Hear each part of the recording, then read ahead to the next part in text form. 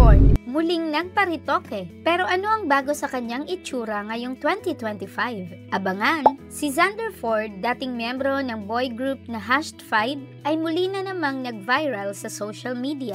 Matapos ang kontrobersyal na transformation noong 2017, muling sumailalim si Xander sa cosmetics procedures sa pangunguna ni Doc Yapi.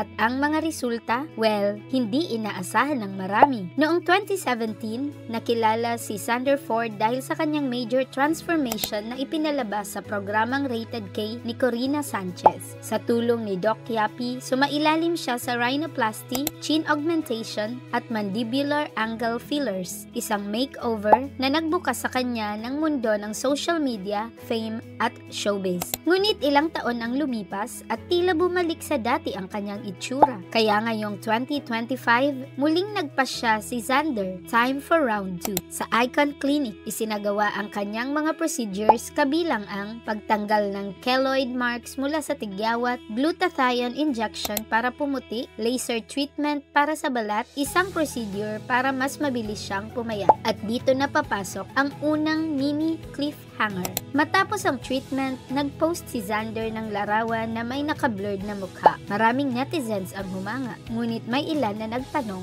bakit hindi agad ipinakita ang mukha? Hindi ba sa Rated K? At narito ang pangalawang cliffhanger. May ilan na nag-expect na magiging Korean look siya, kaya nagkaroon ng mixed reactions. Isang netizen ang nagkomento, I was more expected that you are looking Korean look back when I was watching you on TV. Ngayon, gusto naming marinig sa inyo. Ano sa tingin nyo? Mas gumwapo ba si Xander Ford sa kanyang bagong itsura? Comment down below.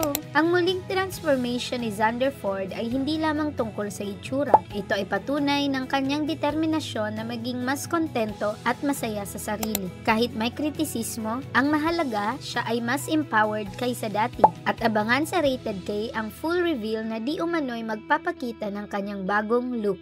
Sino ang makapagsasabi kung may bagong sorpresa na naghihintay? Kung nagustuhan nyo ang kwento ni Xander Ford, huwag kalimutang mag-like, mag-subscribe at i-click ang notification bell para updated sa mga susunod na videos. I-share din sa kaibigan para hindi nila ma-miss ang mga latest celebrity transformations. Maraming salamat sa panonood at abangan ang susunod na viral update.